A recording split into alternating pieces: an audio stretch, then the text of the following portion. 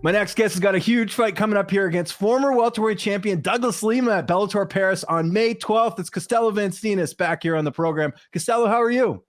Yo, James. Yeah, I'm great, man. I'm great. Feeling better. I'm really lucky to have this matchup. I'm really happy and buzzing about this fight. Yeah, really big name, like I mentioned there, a former champion. Were you surprised to get this fight just because Douglas has fought primarily at 170? Yeah, no, I'm really surprised. Like, I was asking Bellator and the manager, Nima, I was asking, I want to have a fight as soon as possible because I'm not injured. Last fight was on 28th of October, and I was, like, hoping to get a fight straight after New Year's. But then they said, oh, you'll probably be fighting in May. And I was like, oh, man, what the fuck? Let me fight earlier, you know? I don't want to wait so long. It's 7 months layoff then. But then they came up with Douglas Lima's name. And I was like, whoa, okay. So I could maybe fight earlier or fight Douglas Lima. And I have to wait a little longer. So, yeah, there was no doubt about it. We were going to go for Douglas Lima. Big name, great fighter. I think he's a great person, so it's great. Yeah, it's going to be an awesome matchup. Now, correct me if I'm wrong. Were you part of Gegard Mousasi's camp for Douglas when he fought him? Or did you get any insight from Gegard? Because obviously he already defeated him. No, definitely. I've been nearly a sparring partner. I've been helping Gegard train with every fight since he signed with Bellator. So it's going to be, he's got a lot of inside information. So as I for him, he's fighting Fabian, of course. So it's great. He's going to be getting ready for Fabian. And I'm going to be getting ready for Douglas. So we're just like changing fighting partners.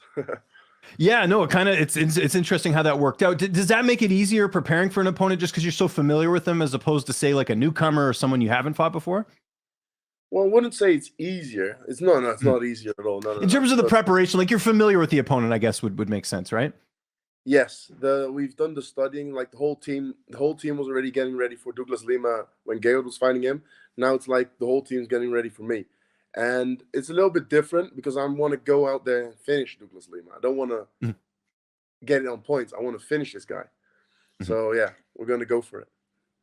How do you look at his style compared to yours as far as the matchup? How do you feel like you match up against him? I feel like a great matchup. I mean, to be honest, I feel like a great matchup for any middleweight division in Bellator middleweight division. But of course, Lima's kick is beautiful. That's a little bit how I got my kicks. I was watching Lima's fights. I was like, wow, this guy's got beautiful kicks, man. I'm going to try and get them calf kicks and that. So since my last fights, I've been doing the same stuff. But yeah, we're going to see. But it's going to be a great match, great fight, great matchup. Matchup Mike Styles, right? Yeah, no, it certainly does. And we got a lot of time, and we were recording this in February. We're talking about a fight in May. How are you looking to structure camp? Will there be any cross training, or is it primarily sort of back home? What are you doing for training leading into this fight? No, nothing different. I'm just going to train at Ricardo's gym in Vlaardingen and keep it based in Mousasi's gym. We're going to be training there. So I've got the whole team there, the whole camp. Everything is sorted. Staying in the Netherlands. Yeah, and imagine a variety of training partners. Like, do you have some amateurs as well that you get to work with? Who do you mainly get to work with?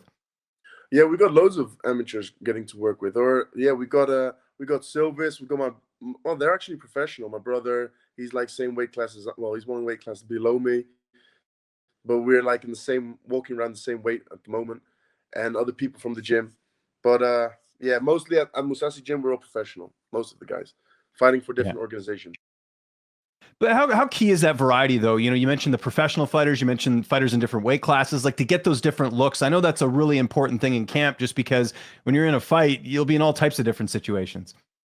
Yeah, no, that's why. You just got to be ready for everything, you know. Like Lima, he's a great stand-up guy. He's phenomenal at standing up, at giving kicks, at boxing.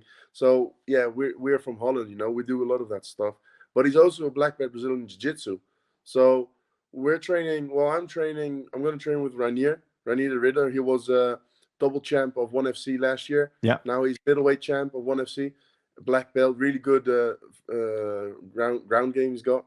So I'm going to try and be comfortable in every situation. Stand up, floor, wrestling.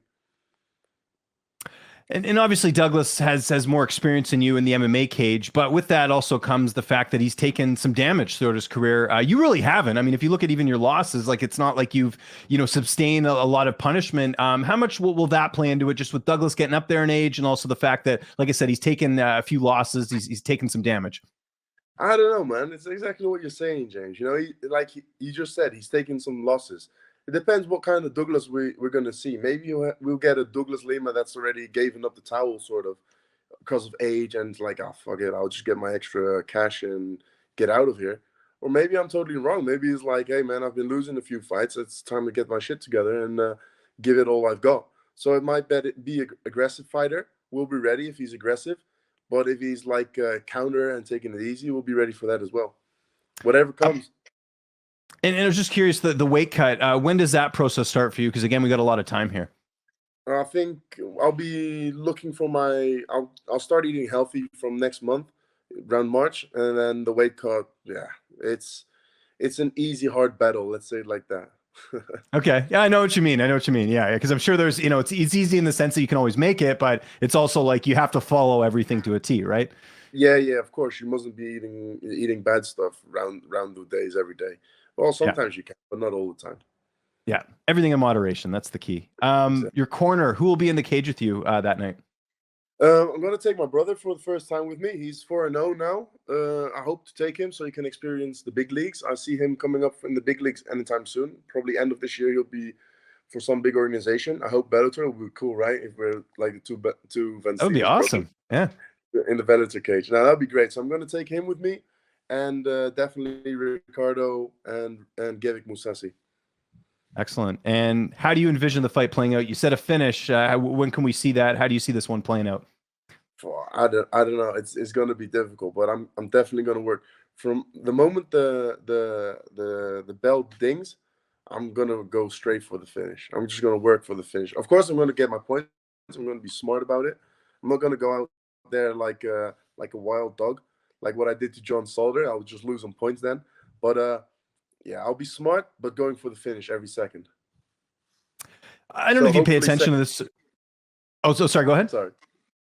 Hopefully second round. Well, if it's first round, better. But I think second round, because Douglas Lima is a tough guy. Yeah, no, I like the assessment for sure. I don't know if you pay attention to this or not, but I noticed you're not in the rankings, which I think is really weird. You have one of the best records at middleweight. Douglas obviously moving up, so I don't know if that's going to help your case to get in the rankings. But do you pay attention to that? Because I know the rankings, it does kind of determine the matchmaking. Yeah, nah, I don't really pay attention. At the beginning, I was like, what the fuck, man? Why am I not in the top 10? But then I was just thinking about it. I was like, nah, I don't give a shit. It's okay. Nah. Okay. No, fair enough. Well, I would think beating a former champion, like even though he's moving up, that's got to count for something. And again, you look at your record, like you got one of the best records in the division right now. So thank you. Yeah. No, that I believe so. I think I should be in the top 3 when I beat Douglas Lima. Especially, well, it also depends how I beat him. But I think a win of Douglas Lima is good on the internet, on the papers. So maybe top 5. But it also depends of how they're gonna promote me, And it doesn't really matter because they're giving me a great chance to fight Lima. And it's the best chance I can get. It's such a big name. He won the welterweight $1 million tournament. He's been a former champion. He's already had some fights in middleweight. So it can't be better. I'm really happy with it. And I know a couple of years ago, you and I had spoken in person, if you remember, in California for Gegard's fight with Lyoto Machida. That was a couple of years ago, believe it or not, which is crazy. But I remember us talking about how, obviously Gegard's the champion and, you guys train together. You wouldn't want to fight each other. But now he's not the champion. We have Johnny Eblen at the top of the heap. Johnny obviously defeating Gegard and then successfully defending his title. What have you made of Johnny and what he's been able to do in the division? And I'm sure that's a matchup you're eyeing in the future. Well, that is definitely a matchup. I mean, to be honest, I was watching the fight yesterday again. No, 2 days ago, I was watching a fight when he fought Tokov. Mm-hmm. I'm going to be honest with you, man. I was like, man, I'm going to beat Douglas Lima because I really believe that Douglas Lima is a harder matchup than Johnny Eblen. And, I mean, yeah, this Douglas Lima is a hard guy. I mean, no offense. Johnny Eblen is a hard guy himself also. But I think my style can beat anybody in the middleweight division, especially Johnny Eblen's.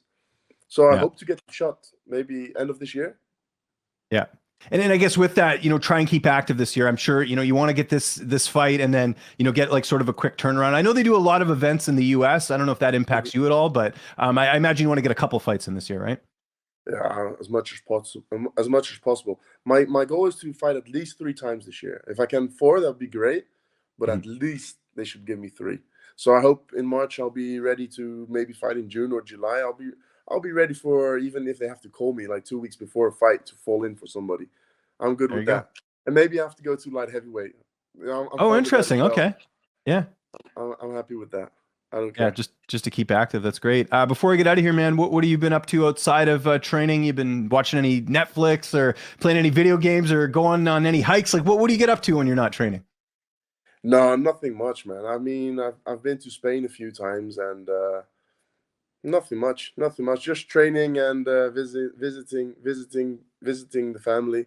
And that's about it. Yeah, and napping. I'm sure My you. life is boring. But that's good Life though, is right? boring, Boring man. is good because usually you do the boring stuff to achieve greatness, right? Because you have that discipline, right?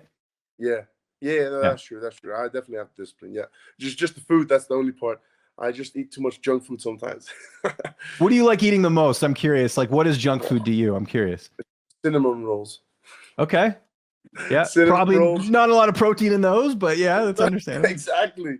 Yeah. Cinnamon rolls, and then they got like I don't know, everything, bro. I like everything. It's like I like to eat sushi a lot. It's not Okay. that bad. It's got a lot of Mhm. protein, but at the same time, it's like I'm speaking about this 3-4 times a week. Mhm. So a So couple that's things you mentioned there. First, you mentioned sushi. How is the sushi in Holland? Is it any good? Like I oh would have no idea. yeah, no, it's great. It's great. Is it? It's really Okay. nice. Yeah, it's one of my favorites, especially in Okay. Holland. I Okay. eat it with my brother. Like sometimes we come home from training and we're like, oh, I can't be us cooking because we're home really late, like at 9 Yeah. p.m. And like, oh, now we got to cook, and then I'm the one that has to cook. So like, nah, screw that. I'm gonna order some sushi, and it's nearby home anyway. So it's like they bring it to your place in 30-40 minutes.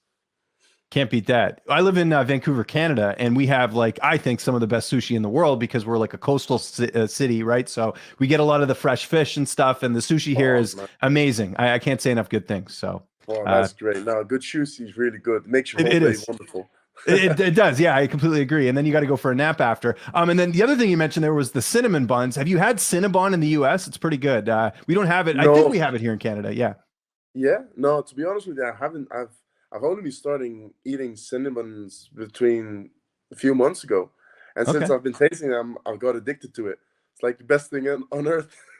It is. Well, the key thing is this is my thing when it comes because I even got to eat healthy. I'm not a fighter, but as I'm getting older, the metabolism's not as generous, right? So, what my I feel rule is you. I don't keep any junk food in the house. So if I got to go eat something, I got to go out and do it, and then it doesn't make me as likely to go out. And usually, if I'm gonna eat bad, I'll pick like one day, and that's it. That's usually how Yeah, I do it. yeah. No, same goes for me. Like you're saying, the metabolism. Man, I'm 30 now, and I'm telling you, since 4 years ago, my weight's gone up so much. That's why I'm saying I don't mind finding at light heavyweight. Yeah. Don't have to focus on the cut as much. That's great. Hey, Costello, thank you so much for doing this, man. We got to do this more often. Always good catching up. It's Bellator Paris, May 12th. If there's anyone that you'd like to thank before we get out of here, any sponsors, any social media you want to plug, I'll give you the last word. No, man. To be honest, I don't have any sponsors. So if anybody's looking at this, hit me up. Give There me you some go. sponsors. I'll wear you guys on the Bellator Paris fight. Definitely. And of course I want to thank my family and Ricardo and my trainers, all my trainers. That's yeah, they're making this all come true for me.